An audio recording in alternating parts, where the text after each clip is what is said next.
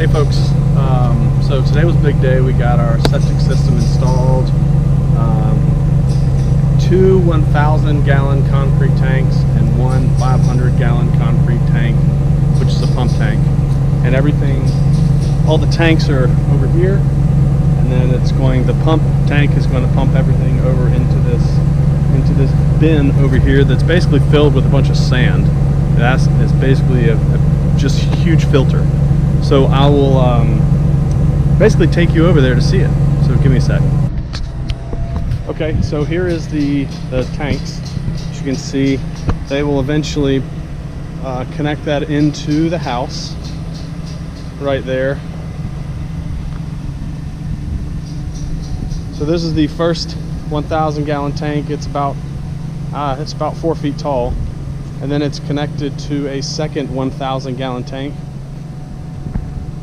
which is the same size. They're 5 by 10, and then it is then connected to a pump chamber tank. Eventually they'll run some conduit from the house over to this pump chamber tank, and then a line from the pump chamber tank all the way over here to this humongous, essentially it's a grain bin that apparently only one company in the country can make. So as you can see, it's basically just filled with sand, and essentially it just filters all the liquid that is pumped out of the chamber. The bin itself is, I think it's 32 or 33 feet in diameter. It's kind of hard to tell, but to put things into perspective, that this tree right over here that I'm looking at and pointing at right here, it's about 12 inches. So when you compare that to the bin, you can tell it's quite large.